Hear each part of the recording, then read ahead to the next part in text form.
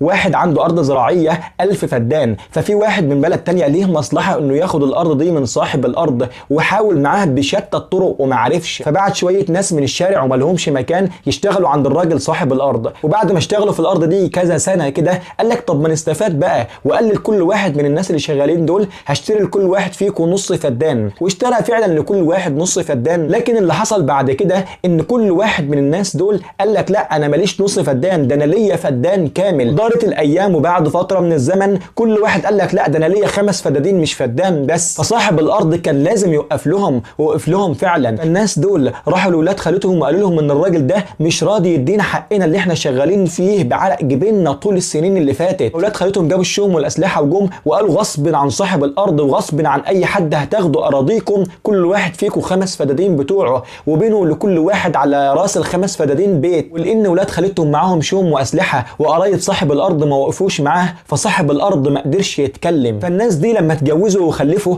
قال لك لا ما احنا عايزين ناخد بقى ونكبر لاولادنا، فخدوا وقعدوا يسرقوا وينهبوا في اراضي الراجل لحد ما وصل عدد الاراضي ل 750 فدان. وده كله ليه؟ لان ولاد خالتهم كانوا سجلوا الارض باسمهم لانهم شغالين في الشهر العقاري، وكمان لان قرايب الراجل الغلبان صاحب الارض ما وقفوش معاه.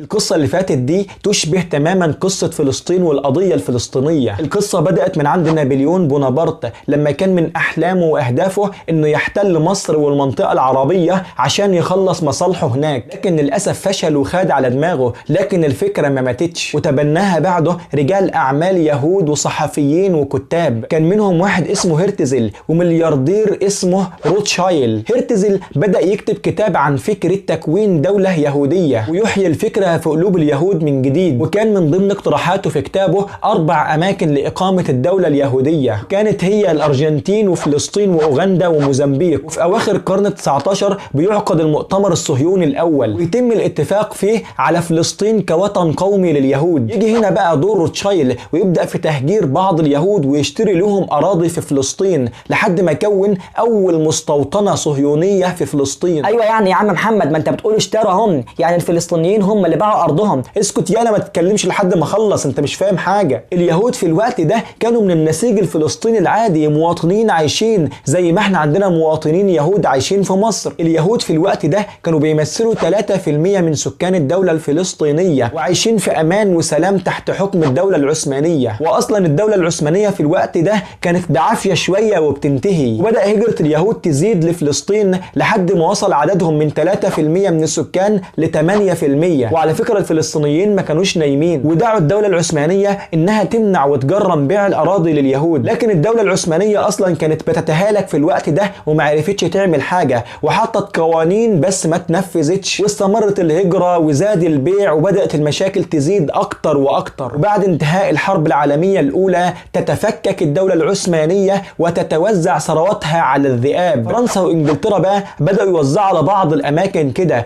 انت تاخد الحتة دي وناخد الحتة دي، وقع نصيب انجلترا على فلسطين. وتطلع انجلترا عندها نفس فكرة نابليون بونابرت بالظبط، ناس تبعنا في وسط العرب يخلصوا لنا مصالحنا هناك. في 1917 يطلع بولفور وزير خارجية انجلترا ويدي عهد لليهود ان خلاص فلسطين بقت بتاعتكم وهتقيموا فيها دولتكم اليهودية. وهنا تبدأ بقى انجلترا في مساعدة اليهود في تملك الاراضي بالعافية في فلسطين. يبدأ الفلسطينيين هنا بانشاء مقاومات ويقوموا باجتماعات وثورات ومحاولات للحفاظ على بلادهم، وتبدأ اليهود برعاية انجليزية بانشاء جماعات مسلحة وكان اشهرهم جماعة الهجنة. وتبدأ الاعتداءات من اليهود على الفلسطينيين في اكتر من مكان، واللي كان من اشهرهم مذبحة دير ياسين. يثور الفلسطينيين اكتر واكتر لدرجة انهم انقطعوا عن العمل 6 شهور. الانجليز جم وقالوا ايه رأيكم نقسمكم دولتين، دولة يهودية ودولة فلسطينية. ولحد الوقت ده كان وصل عددهم ل 30% من سكان فلسطين، لكن اللي بيمتلكوه من الأراضي 5.5% بس من أراضي فلسطين، وده طبعا بالنهب والسرقة بالعافية. يرفض الفلسطينيين طبعا رأي انجلترا وقالوا ان فلسطين هتفضل دايما للفلسطينيين وتستمر المقاومة، والصهاينة يستمروا في اعتدائهم المسلح على أهل فلسطين. وهنا بقى انجلترا تعمل نفسها ملهاش دعوة وتقول لهم لا والله يا جماعة أنا تعبت من الشغلانة دي، حلوا مشاكلكم كده مع نفسكم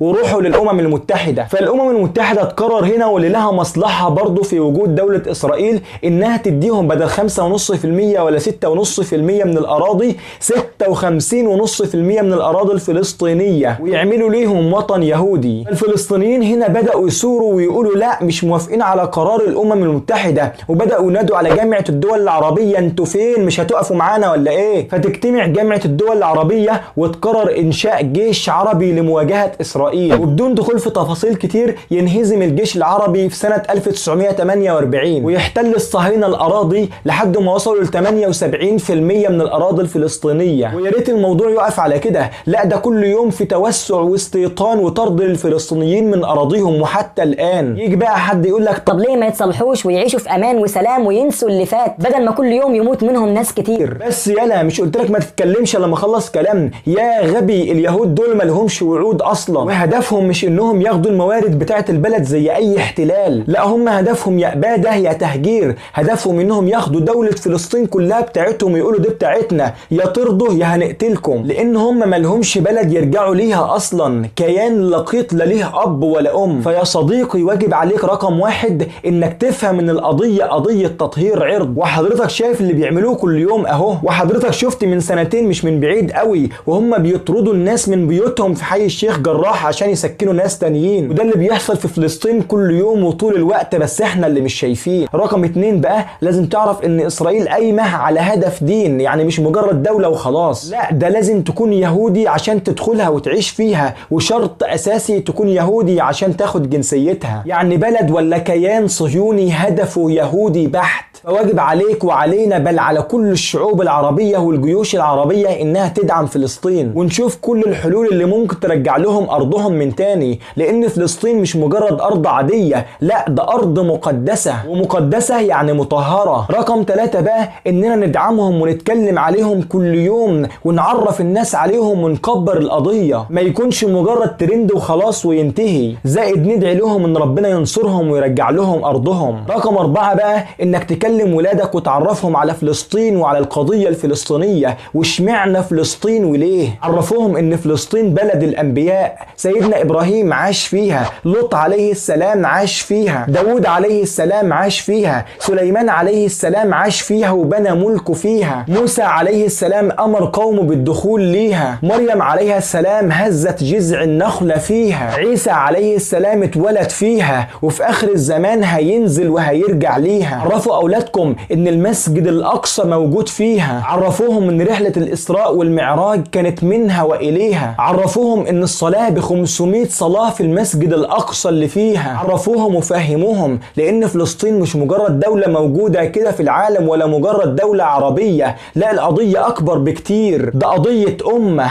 قضية دين، قضية اسلام، عشان يكبروا يتحاكوا ويقولوا فلسطين قضيتنا، فلسطين قضية امة، وهنفضل نحارب لحد ما نرجعها، ولا سلام عندنا الا لاهل السلام. سلام.